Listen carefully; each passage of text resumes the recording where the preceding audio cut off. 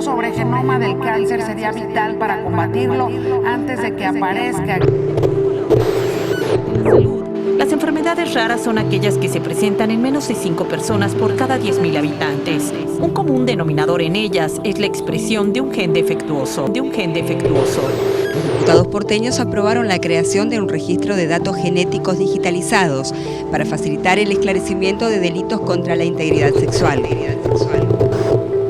Sobre México, porque allí el gobierno ha reconocido una crisis forense dada la falta de bases de datos genéticos y de sexos. Transgénicos contra semillas criollas. En Yucatán los campesinos aún se resisten a utilizar granos modificados.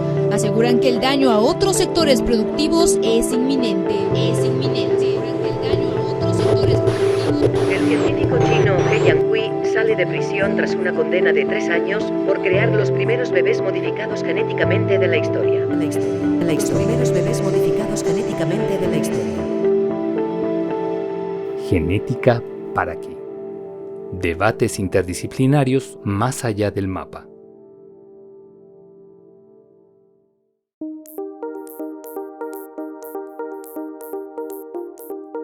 Iniciamos la travesía y el campo que vamos a explorar no es un territorio manso. Por eso nuestro viaje requerirá de paciencia, de herramientas apropiadas y de buena compañía, que como verán felizmente no nos va a faltar. Son muchos los caminos por los que podríamos iniciar las discusiones sobre las maneras en las que se relacionan la genética y la sociedad. Para hacerlo, hemos elegido volver sobre las inquietudes que movilizaron este proyecto, las cuales están vinculadas con el valor y la importancia del quehacer científico en nuestro tiempo presente.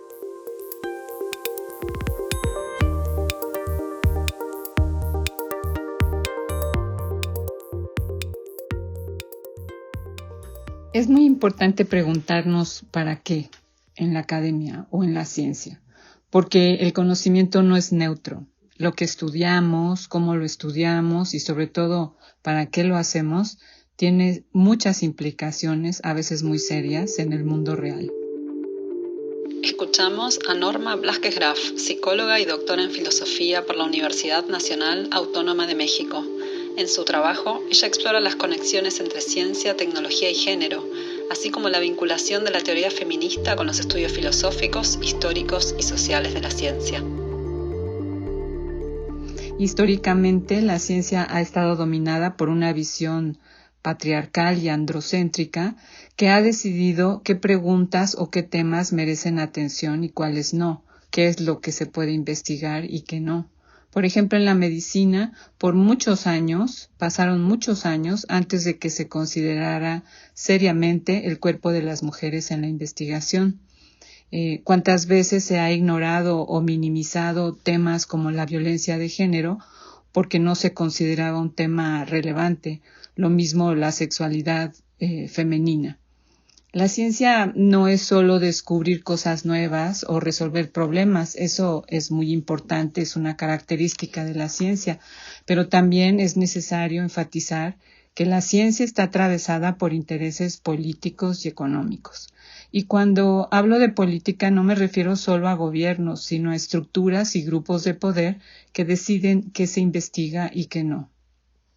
Tomemos la tecnología y la inteligencia artificial como ilustración. Los algoritmos que usamos todos los días han sido diseñados con sesgos y prejuicios de género que refuerzan desigualdades. Por ejemplo, los sistemas de reconocimiento facial tienen mucho más errores al identificar mujeres y a personas racializadas por los datos con los que fueron diseñados y construidos y que están sesgados. Entonces, si no nos preguntamos para qué, en cada paso del proceso de investigación podemos reproducir y mantener problemas en lugar de solucionarlos.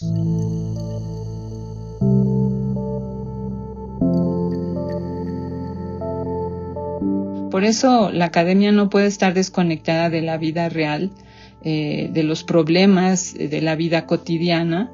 No hacemos ciencia solo para elaborar artículos o libros o conseguir financiamiento, sino para mejorar y transformar el mundo en el que vivimos, para conocerlo mejor.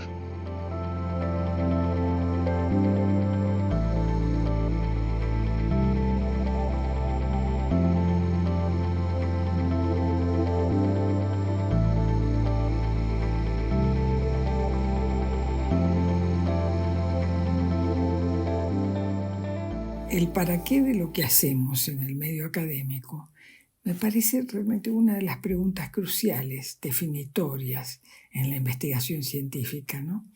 Junto con el por qué hacemos lo que hacemos. No se trata de un todo vale. Algunas cosas son más importantes que otras y fundamentalmente la decisión debiera marcar el camino elegido con sentido de responsabilidad y compromiso con un sistema de valores. Escuchamos a Eve Besuri, antropóloga, doctora en antropología por la Universidad de Oxford.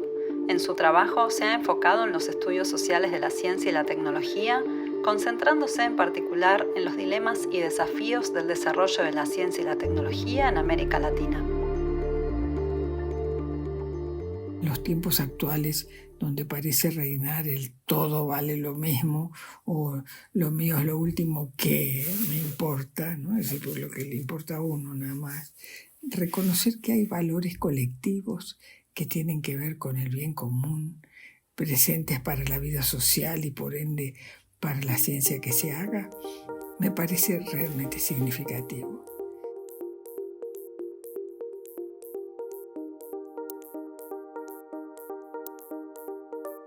Como dice Eve, no todo vale lo mismo.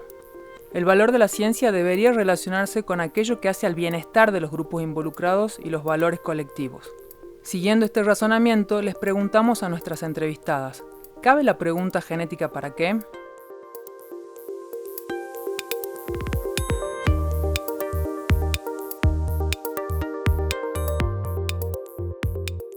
La genética, como las demás áreas de investigación científica, es un campo muy complejo que arroja toda una serie de cuestiones éticas, además y antes que técnicas. Mientras que algunos investigadores creen que simplemente las tecnologías traen beneficios, otros están mucho menos seguros al cuestionar en particular la poderosa influencia de las grandes corporaciones, ¿no? Algunos también argumentan que la ciencia subyacente tiene mucho menos certezas de lo que convencionalmente se creía. Que el suponer, por ejemplo, que un solo gen o un pequeño número de genes es responsable de un solo rasgo o enfermedad, conocido como determinismo genético, es algo demasiado simplista, ¿no? Lo que quiero decir con esto es que los resultados de la investigación genética son susceptibles de ser mucho menos predecibles. Por lo tanto, es importante que los científicos consideren tanto las incertidumbres de la investigación genética como también la forma en que la sociedad puede usar o abusar de dicha investigación.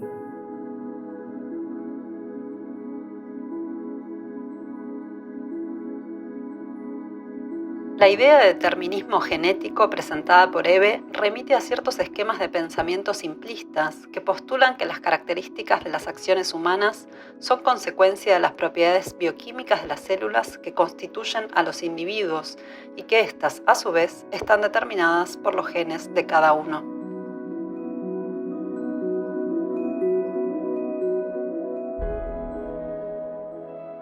La pregunta genética ¿para qué? Me trae recuerdos, memorias de tiempos pasados, ya sea vividos o leídos, ¿no? Como los eventos tristemente recordados del genocidio por los nazis de personas declaradas diferentes y por ello indeseables, de trágicos procesos de exterminio antes y después de ese terrible episodio de la humanidad. Pero no fue la única vez que pasaron cosas terribles, por ser de alguna manera diferentes y la tolerancia consiguiente que esa diferencia desataba. También la experiencia personal de haber compartido el dolor mortal de mi hija por tener un niño diferente con una traslocación genética y la penosa secuela de experiencias vividas cotidianamente, acompañando el proceso de investigar el qué, el por qué, el cómo, y también de buscar, además de la ternura y el amor, maneras de superar o convivir con la situación en una sociedad que todavía ve con dificultad la diferencia o variedad de la experiencia de la especie humana.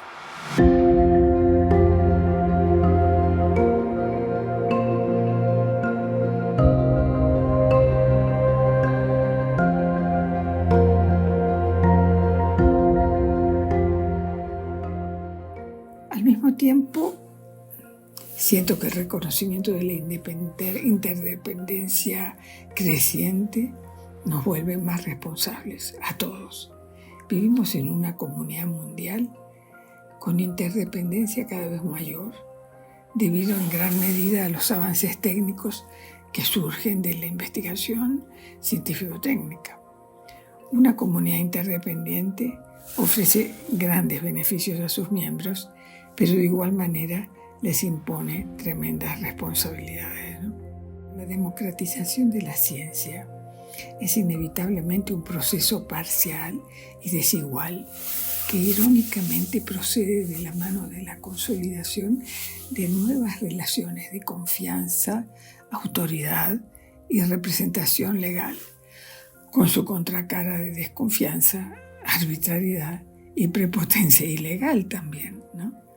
A veces el activismo político, ese ego laico no científico, puede ser necesario para sacudir a la gente de sus cómodas suposiciones sobre la ubicación de la experiencia, particularmente en vista del poder inherente a la misma, ¿no? La incorporación de expertos legos en el proceso de toma de decisiones tecnológicas es parte de todo esto. La experiencia puede ser demasiado valiosa para que su reconocimiento se reduzca por completo a la esfera de la política. Al mismo tiempo, es importante reconocer la importancia del conocimiento experto en la democracia, tanto en la ciencia como en los valores. La eficacia técnica del experto es a veces parte de una retórica de control social inmerecidamente atribuida a algunos actores sociales, tanto por sí mismos como por otros, en lugar de una realidad. Pero la experiencia genuina, que supone conocimiento, no puede ser reemplazada por la simple preocupación o interés, por más sincera que sea, mucho menos por falsa información y conocimiento.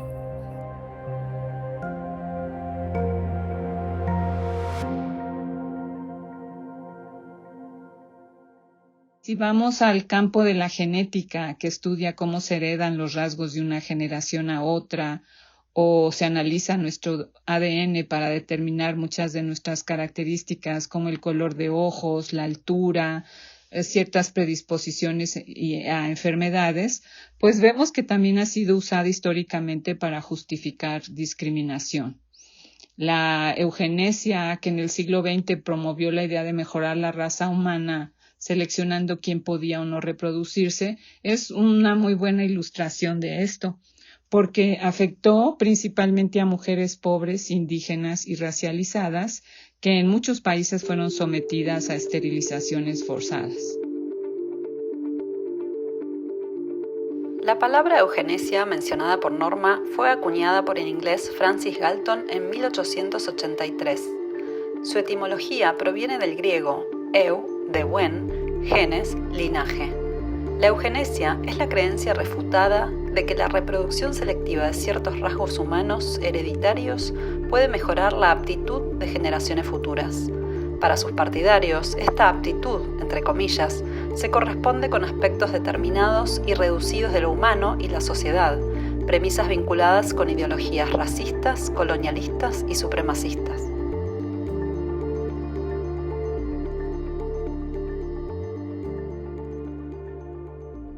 Entonces, cuando preguntamos genética para qué, estamos cuestionando el uso y el propósito del conocimiento. Investigamos, por ejemplo, para mejorar la salud de todas las personas o solo de quienes pueden pagar ciertos tratamientos. ¿Se están desarrollando tecnologías genéticas con un enfoque ético o estamos repitiendo prácticas de control sobre los cuerpos, especialmente de las mujeres y los grupos de la sexodiversidad? Por eso es muy importante insistir que no basta con impulsar y hacer ciencia, eso sí es muy importante, pero también debemos preguntar para qué y para quién. Solo así podremos construir una ciencia que realmente transforme y no solo reproduzca desigualdades.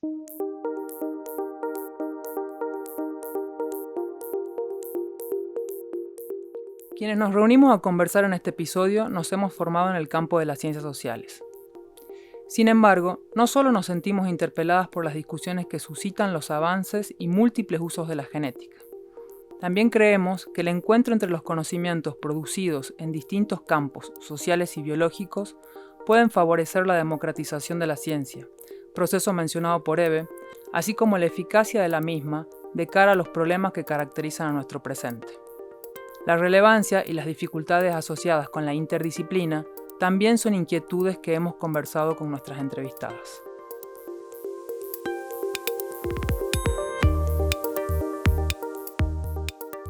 La interdisciplina es un término muy usado en la academia, pero no siempre es fácil aterrizarlo en la práctica y a veces se usa sin ningún significado. La interdisciplina no se trata solo de juntar especialistas de distintas áreas o de disciplinas, sino de generar un diálogo real que cuestione y transforme cómo entendemos los problemas. Esto es clave en campos como la genética, donde los avances son tan rápidos que no pueden abordarse desde una sola disciplina. Por ejemplo, la edición genética permite modificar el ADN con gran precisión y esto abre la posibilidad de corregir enfermedades hereditarias, pero también plantea riesgos éticos como la creación de bebés diseñados según criterios de clase o estética. Aquí es donde la interdisciplina deja de ser opcional y se vuelve urgente. La genética no puede avanzar sin considerar la bioética, la sociología o la filosofía de la ciencia.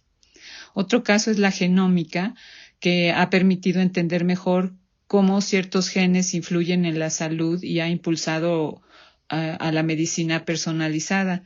Pero estos avances pueden aumentar la desigualdad si solo benefician a quienes pueden pagarlos.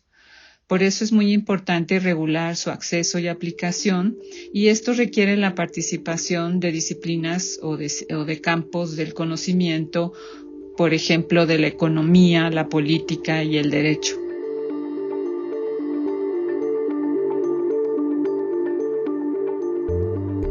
La medicina personalizada citada por Norma también es conocida como medicina de precisión. Se trata de un enfoque emergente e innovador que utiliza información sobre características genómicas, ambientales y del estilo de vida de una persona para guiar la toma de decisiones relacionadas a su atención médica. Su desarrollo en contextos latinoamericanos aún es muy incipiente.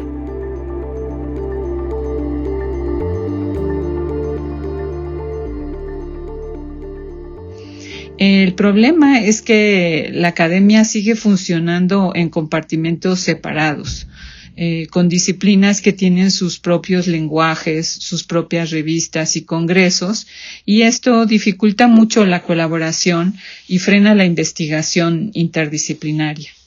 Para lograr que esto funcione es necesario cambiar la manera en que organizamos, evaluamos y financiamos la ciencia y la educación en ciencia. En genética, por ejemplo, donde los desarrollos avanzan a una velocidad impresionante, la interdisciplina es clave para analizar sus implicaciones éticas, políticas y sociales. Las ciencias sociales pueden aportar análisis crítico sobre cómo se construyen las narrativas genéticas, cómo influyen en la identidad y las relaciones de poder y cómo evitar que estas tecnologías reproduzcan desigualdades estructurales.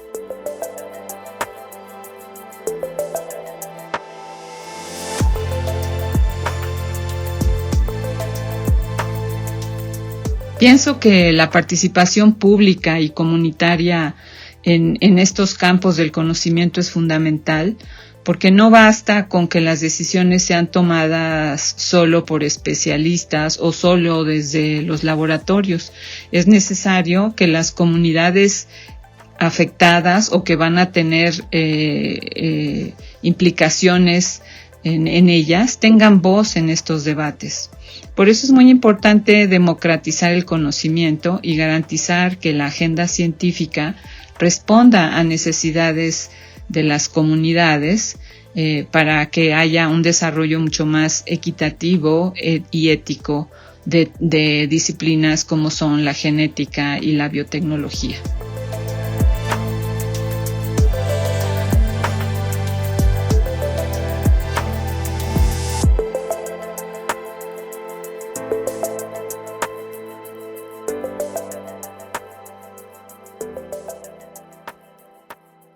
Creo que las perspectivas y el debate en torno a la interdisciplina y la transdisciplina en las formas de hacer ciencia dejará de tener relevancia, como ha pasado con la larga discusión entre ciencia básica y ciencia aplicada, por ejemplo.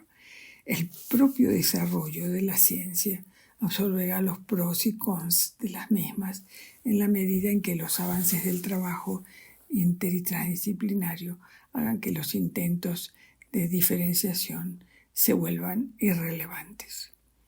La forma disciplinaria del conocimiento científico fue un momento constitutivo de la ciencia muy importante que permitió el avance científico diferenciando la ciencia de la no ciencia. En la actualidad, las preguntas científicas se multiplican en los frentes más dispares, llevando a la multiplicación de áreas de investigación que envuelven cruces interdisciplinarios y transdisciplinarios con otros actores sociales. Es decir, estamos en otro mundo, en otro orden de complejidad.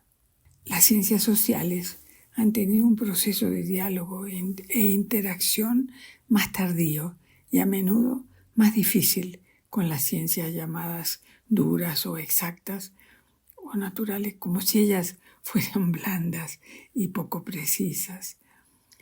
Pero como el resto del conocimiento humano, las preguntas que resultan de su formulación como producto de una u otra ciencia social, ya sea sociología, antropología, psicología, antropología, geografía, arqueología, etc., ¿no? Al poner el foco en una dimensión humana social, abren a menudo frentes nuevos de investigación. Una variable de del análisis sociológico, la de género, ha abierto un nuevo mundo a la comprensión de la división sexual con impacto en las ciencias así llamadas duras. Así vemos que la mayoría de los científicos actualmente rechazan la idea de que el sexo es estrictamente binario. Revistas como Nature, una de las revistas científicas más prestigiosas a nivel internacional, ha señalado que la comunidad médica y de investigación ahora ve el sexo como algo más complejo que simplemente el hombre y la mujer. Y hay una gran cantidad de desacuerdo en cuanto a cómo se deben describir estas categorías. Decir entonces que el sexo es simple y fácil de definir y que se define en la concepción es fácticamente incorrecto. La aplicación de la perspectiva de género, que es un enfoque social, mejora el rigor científico y la reproducibilidad de los ensayos clínicos y puede proporcionar pistas que podrían conducir a nuevas dianas farmacológicas y estrategias de tratamiento. Los científicos tienen que ser conscientes de los verdaderos efectos del análisis de género para poder hacer investigaciones que funcionen para todos. Esto es especialmente cierto en los campos de la medicina y la tecnología moderna. No es si somos feministas o no entonces. Necesitamos enseñar a los científicos y al público también los verdaderos efectos del análisis de género para que puedan hacer investigaciones que funcionen para todos.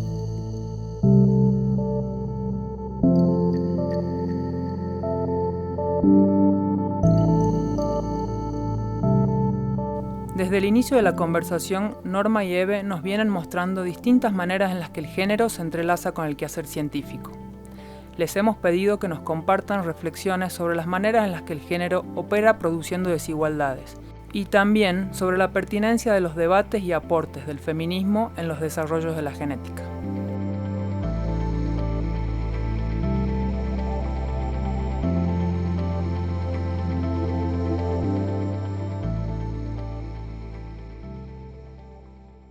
Cuando hablamos de desigualdad en la ciencia, hay varias metáforas que ayudan a entender lo que pasa, como el techo de cristal, el laberinto, la tubería que gotea o el efecto Matilda. El techo de cristal se refiere a esas barreras invisibles que impiden a las mujeres llegar a los puestos más altos de liderazgo y de toma de decisiones. En teoría, no hay reglas que les prohíban ascender, pero en la práctica enfrentan sesgos de género, falta de redes de apoyo y un mayor escrutinio sobre sus capacidades.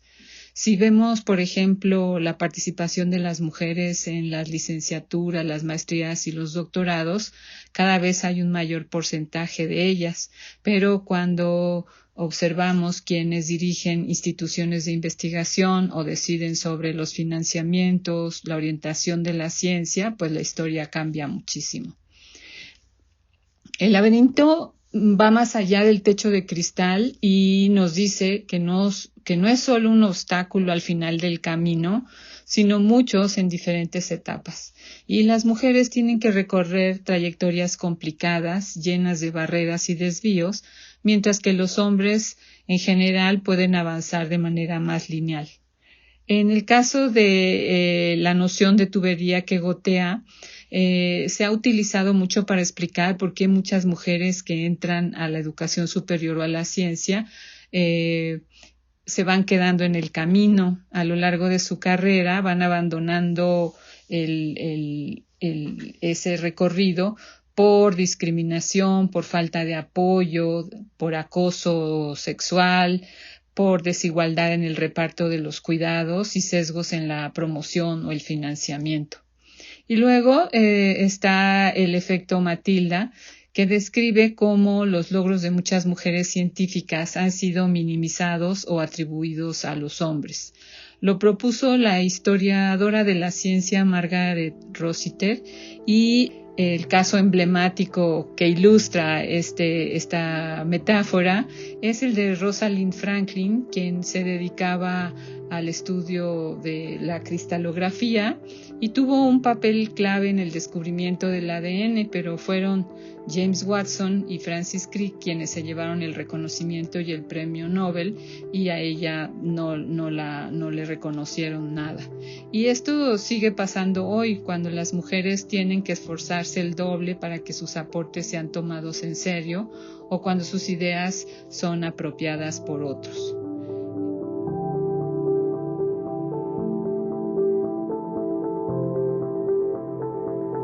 Rosalind Franklin fue una científica que contribuyó de manera fundamental al descubrimiento de la estructura del ADN.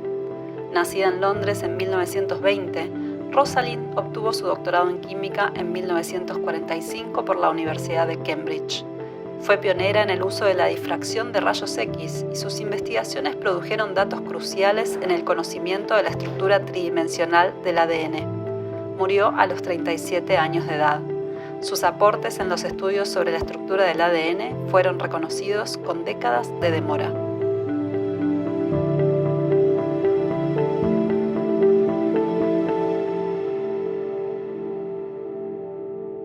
Entender estos conceptos es muy importante, pero no es suficiente. Son muy útiles para comprender lo que ocurre y bueno, si hay avances, cada vez hay más programas de equidad de género, más visibilización de científicas, más conciencia sobre los sesgos que existen, pero los números siguen mostrando desigualdad. Las mujeres en ciencia reciben menos financiamiento, publican menos en revistas de alto impacto y siguen siendo minoría en áreas como matemáticas, física o ingenierías. Y si hablamos de mujeres racializadas, indígenas o de sectores vulnerables, pues la brecha es mayor. Entonces hace falta fortalecer las políticas de igualdad de género, replantear los criterios de evaluación en la ciencia y erradicar el acoso y la violencia de género en todos los espacios universitarios y académicos. No se trata solo de que haya más mujeres en ciencia, que eso es muy importante, sino de qué tipo de ciencia es la que estamos construyendo y para quién, a quién se dirige. Si realmente queremos una ciencia más justa, necesitamos espacios de investigación inclusivos, democráticos y para no seguir reproduciendo las mismas desigualdades que queremos combatir.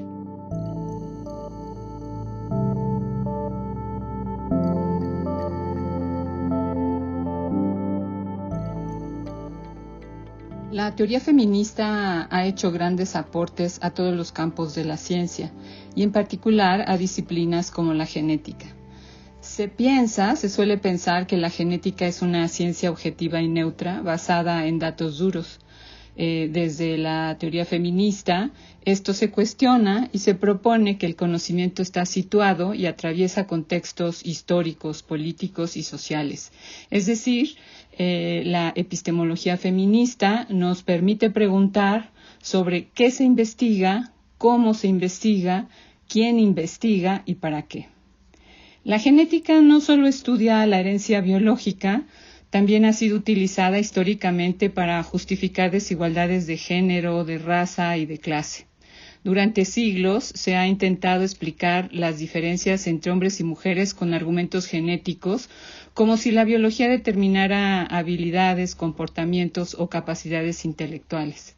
Incluso hoy persisten discursos que buscan naturalizar las desigualdades, diciendo, por ejemplo, que las mujeres son menos aptas o menos capaces o que tienen menos habilidades para ciertas disciplinas. Estas ideas, aunque parecen científicas, no son más que interpretaciones sesgadas.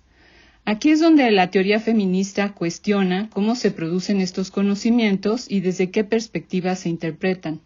Propone enfoques que no reducen lo biológico a una supuesta esencia inmutable. Nos recuerda que la biología y la genética no existen en el vacío, son ciencias y como cualquier otra obra humana, interactúan con el ambiente, la cultura y la historia. Por ejemplo, estudios en salud. En los estudios de salud ya no basta con buscar predisposiciones genéticas a enfermedades. Ahora es clave considerar el impacto, por ejemplo, del estrés, la alimentación, la violencia o la pobreza, porque estas condiciones afectan los cuerpos de manera diferenciada. Este análisis se vuelve aún más importante con los avances en genética y genómica. La epistemología feminista enfatiza la necesidad de contextualizar el conocimiento genético dentro de sistemas sociales más amplios, rechazando la idea de que los genes son el único factor determinante en las características humanas. La genética no puede seguir operando bajo la idea de un cuerpo estándar, modelo, históricamente masculino, blanco y occidental. Se necesitan ya estudios que reflejen la variabilidad real de los cuerpos sin patologizar las diferencias. Además, la teoría feminista puede enriquecer los desarrollos actuales de la genética promoviendo enfoques interseccionales e inclusivos que consideren las implicaciones éticas y sociales de las investigaciones que se realizan. Esto implica cuestionar quién define las agendas científicas, a quién benefician los descubrimientos y cómo evitar que estas nuevas tecnologías refuercen desigualdades estructurales. La perspectiva feminista en la ciencia también invita a imaginar una genética comprometida con la justicia social que priorice el bienestar colectivo y que incluya la participación de comunidades históricamente excluidas en la toma de decisiones científicas. El diálogo entre feminismo y ciencia no solo abre nuevos horizontes críticos, sino que también ofrece posibilidades para lograr una ciencia más equitativa, ética y socialmente responsable.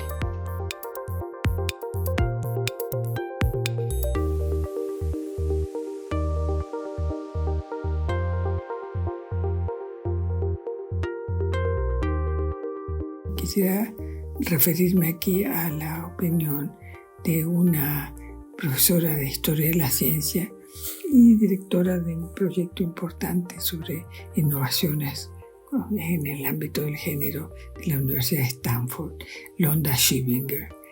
Bueno, ella tiene por lo menos 3 propuestas así bien fuertes frente a la problemática de la desigualdad de género en la ciencia como campo de trabajo y de carrera.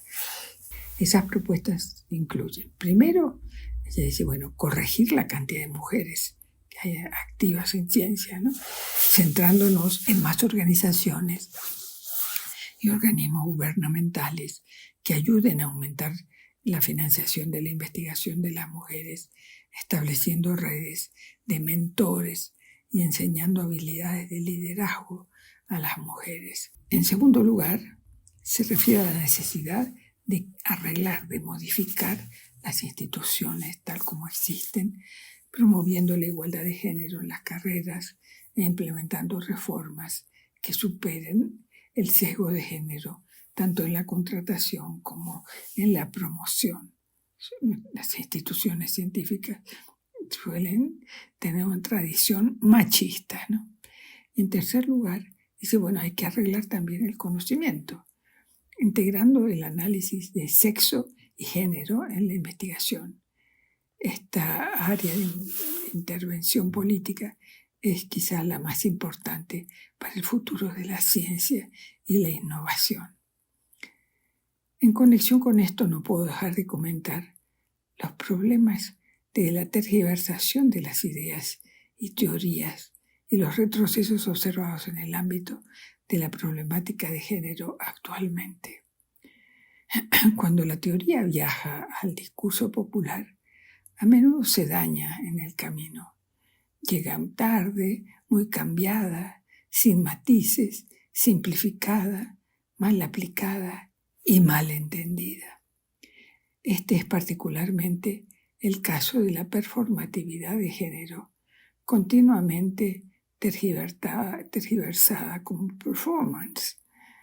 En 2015, por ejemplo, el Papa Francisco comparó la teoría de género con las armas nucleares, afirmando que era una fuerza aniquiladora que se negaba a reconocer el orden de la creación.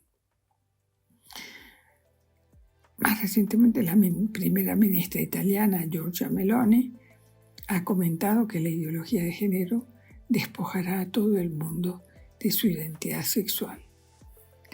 Vladimir Putin se refiere a Europa como gay Europa, ¿no? Diciendo que el género es una construcción occidental que destruirá los conceptos de madre y padre. En Estados Unidos, el presidente Trump ha lanzado un ataque frontal contra todos los cambios en los últimos años todos los cambios que se han dado en la comprensión de la problemática de género. Algo similar sucede en Argentina con el presidente Milei.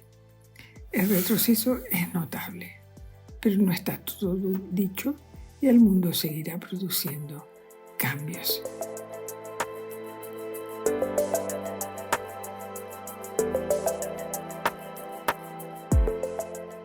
Pues sí, los tiempos presentes están cargados de desafíos.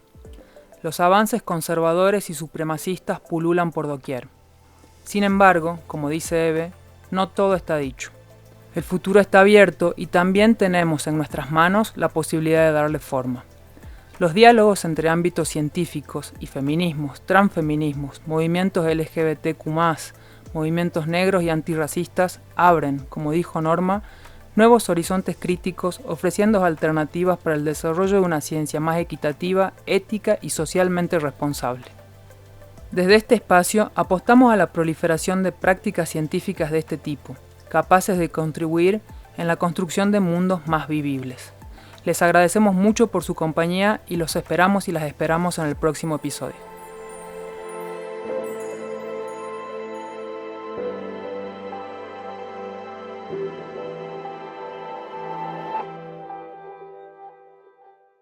¿Genética para qué? Es una producción del Centro de Investigaciones Interdisciplinarias en Ciencias y Humanidades de la Universidad Nacional Autónoma de México, conducida por Ana Mínez Cuenya y Lucía Ariza. Los contenidos son coproducidos con la especialización de Genética, Derechos Humanos y Sociedad de la Universidad Nacional 3 de Febrero en Argentina. Idea original, Ana Minescuenia. Investigación y guión, Ana Minescuenia y Lucía Ariza. Diseño sonoro, dirección y voz adicional, Víctor Manuel Méndez. Asistentes de producción, Sara García Méndez, Ariadna Gallardo y Miguel Ángel Nava. Diseño gráfico, Amanali Cornejo Vázquez.